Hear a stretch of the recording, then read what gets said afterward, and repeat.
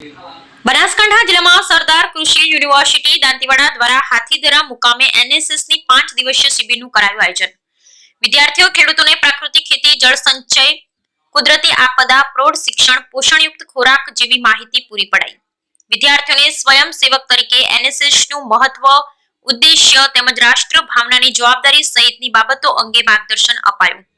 સરદાર કૃષિ યુનિવર્સિટી દાંતીવાડાના કુલપતિ શ્રી ડોક્ટર આર.એમ. ચૌહાણના માર્ગદર્શન હેઠળ રાષ્ટ્રીય સેવા યોજનાની 5 દિવસીય શિબિરનું આયોજન હાથીદરા મુકામે આગામી તારીખ 22 માર્ચ સુધી કરવામાં આવ્યું। આ શિબિરમાં નિયામક શ્રી વિદ્યાર્થી કલ્યાણ ડોક્ટર કે.પી. ઠાકર દ્વારા વિદ્યાર્થીઓને રાષ્ટ્રીય સેવા યોજનાનું મહત્વ, ઉદ્દેશ્ય તેમજ રાષ્ટ્ર ભાવના વિશે એક સ્વયંસેવક તરીકે આપણી શું જવાબદારી હોવી જોઈએ તેના વિશે માર્ગદર્શન આપ્યું હતું। કુદરતી આપત્તિ સમયે સ્વયંસેવક તરીકે શું જવાબદારી હોવી જોઈએ તેની માહિતી આપી હતી। કૃષિ મહાવિદ્યાલયના આચાર્ય ચિમનભાઈ પટેલ, ડોક્ટર એમ.ડી. સોલંકીએ વિદ્યાર્થીઓને આ 5 દિવસીય ખાસ શિબિરમાં ખેડૂતોમાં પ્રાકૃતિક કૃષિ, જળ સંચય, કુદરતી આપદા, પ્રૌઢ શિક્ષણ, પોષણયુક્ત ખોરાક જેવા આયોજનો વિદ્યાર્થીઓ થકી ખેડૂતોમાં પહોંચે તેવી પહેલ કરાઈ હતી।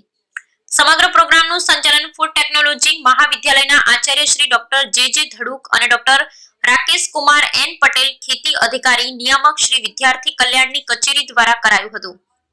આ શિબિરમાં ડોક્ટર કે.પી. ઠાકર, નિયામક શ્રી વિદ્યાર્થી કલ્યાણ ડોક્ટર એસ.ડી. સોલંકી, આચાર્ય ચિમનભાઈ પટેલ, કૃષિ મહાવિદ્યાલય મોહનશ્રી દયાળપુરી મહારાજ હાથીદરા, હરગંગેશ્વર મહાદેવ મંદિર પ્રોગ્રામ ઓફિસર શ્રી અને 250 જેટલા સ્વયંસેવકો ઉત્સાહભેર 5 દિવસીય ખાસ શિબિરમાં જોડાયા। રિપોર્ટ રામજીભાઈ રાયગોર।